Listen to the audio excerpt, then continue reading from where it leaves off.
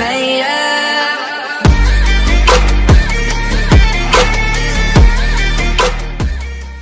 What's up, everybody? Welcome to General Hospital MV, my GH After show. Let's get into it, starting with Sam McCall. She has been arrested for Shiloh's murder.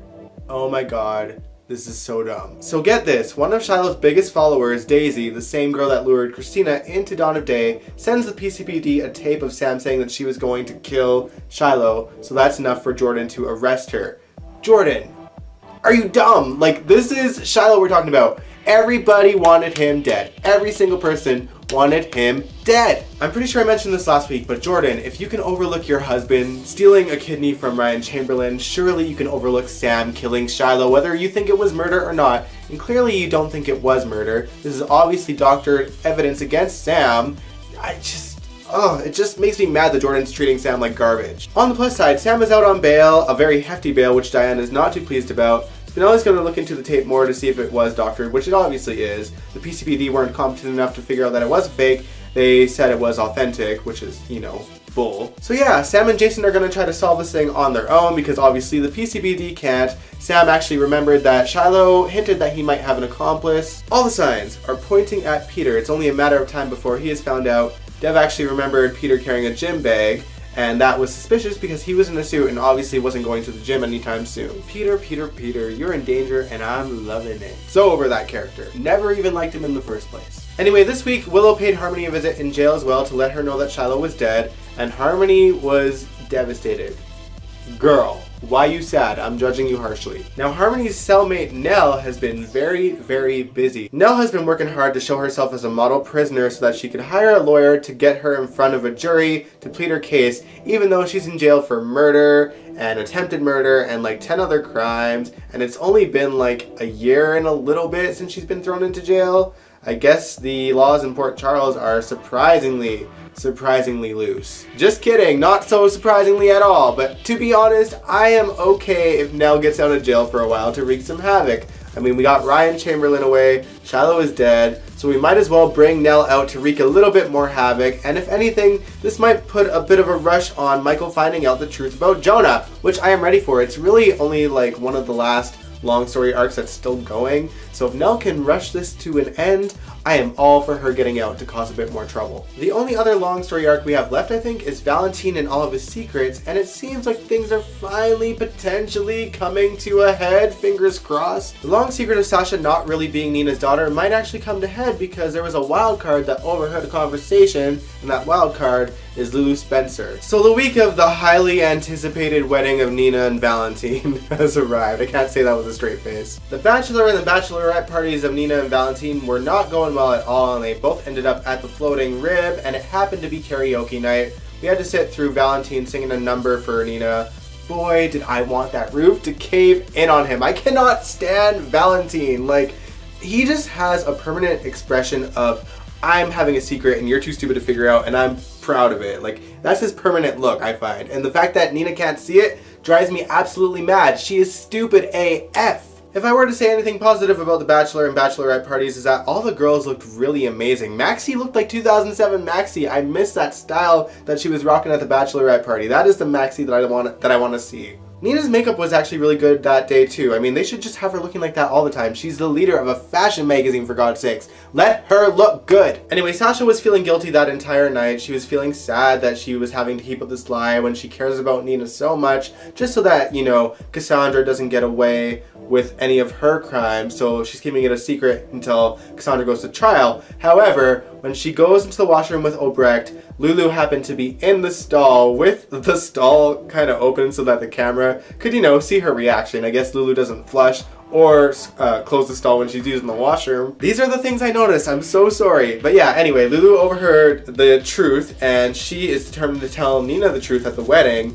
I am so down for Lulu to tell Nina the truth. I don't really care about the Cassandra aspect. I just want Valentin's world to come crashing down. And it actually might, because meanwhile, at Windermere, where Laura and Kevin are, they are looking for clues to find the codicil of Mikos' will, and they are on to something. Laura and Kevin are at Windermere babysitting Charlotte during Valentin and Nina's Bachelor and Bachelorette parties, and they come across a painting of Helena Cassadine that has potential clues as to the codicil's whereabouts. This is the same painting of Helena that hints that Nicholas had involvement in Helena's death. So Laura and Kevin come to the conclusion that this painting is trying to bring Windermere back to the rightful heir, but it's kind of weird that Helena was also trying to, you know, get Nicholas in trouble for killing her. It's like, what was your plan? Did the writers forget the original story? It's a bit confusing, but I almost don't care because this is reminiscent of Laura and Kevin's original story, getting together to solve some Cassadine clues. That's why I fell in love with them in the first place, and that's how they fell in love in the first place. They were really cute scenes, and honestly, if it brings Valentin down, more power to these scenes. Side note though, Laura has been so sure that Spencer is the one that hired Jax and Hayden to look into the codicil, and she called Spencer and he denied it, which isn't surprising. I mean, it's kind of Spencer's MO to lie about certain things. However, the way Jax and Hayden have been wording things, like, they're not really, you know, saying that Spencer is the one that hired them for sure. So it wouldn't surprise me if Nicholas is the one that hired them to, you know, give him back his estate. I mean, they have been hinting at Nicholas being alive for a while now. So I'm hoping that's where the storyline actually leads. Whatever, just bring Valentin down. I don't care how you do it, how it's done. It just needs to happen now.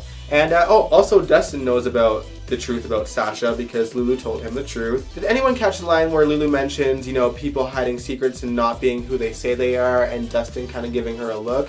I think that Dustin might be shady. Which, you know, is not surprising because every character they bring on is a little bit shady lately. Alright, elsewhere in Port Charles, Carly has had her baby, and the baby's name is Donna. Sunny talks about the story about this woman named Donna that lived in the old neighborhood that everyone loved and cared about. And in a behind the scenes aspect, this was actually a tribute to someone named Donna that used to work on the show. She passed away last year, and this is GH's way of paying tribute to her, which was a really lovely gesture. Apparently she had been working on the show since the 80s, so she had a lot of people that cared about her, and the show really wanted to honor her, so this was a really special way of doing that. Mike is absolutely thrilled of the birth of his 7th grandchild, so thrilled he names all 7 grandchildren twice in 2 different scenes. I was like, I get it because, you know, his mind, but at the same time it felt kind of weird to watch. And he has twice the reason to be happy because Sunny and Carly decided to give Donna's middle name as Courtney. That is Mike's daughter, Sunny's sister, so he was very emotional about that as well. And to make things even better for Sunny and Carly, the baby got through her surgery for spina bifida with flying colors. She's going to be okay, so I feel like the spina bifida storyline was kind of pointless because it doesn't seem like they're going to go anywhere with it anymore, I guess. But anyway, yeah, she got through it with flying colors. She's gonna be okay. And on top of that, you know, Jocelyn is thrilled. However, Jax is still kind of on Jocelyn to find out more about Dev, and Jocelyn finally caves and tells Jax the truth. Jax now knows that Dev is not really Sunny's cousin, and I'm sure he's gonna take this to Sunny and confront him about it.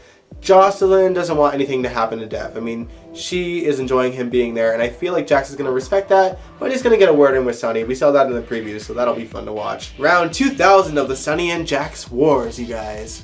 Am I forgetting anything else? Yes. Okay, so Kendra, that is Alexis's trainer, was revealed to the audience as being Kiefer's sister for sure. There was a picture of Kiefer and Kendra when they were little kids. And even Christina thought that she looked familiar. She didn't reveal her identity, obviously. But, I mean, I feel like it was actually great casting. She does actually look like Kiefer a little bit. And so that's probably why Christina thinks she looks familiar, but probably never met Kiefer's sister in the first place. Kendra gives Alexis some powdered protein to add to her workouts. And judging by the eerie music that plays when that ensues, I think that Kendra is planning on poisoning Alexis with it. And I'm thinking that there's something mixed in that powder. So that'll be fun to watch, I guess. Anyway, I'm sorry again that this video is late. It's actually late on Sunday night. This whole week was horrible for me. I was fighting a flu all week, and I even missed doing my American Horror Story videos, and I still haven't filmed that yet, and I don't know if I will. I'll kind of talk about why in another separate video from this, in case you guys don't really watch my American Horror Story videos, but we'll get into that. But anyway, if you liked this video, give it a big old thumbs up, subscribe if you want to, and I will catch you guys next week. Peace out.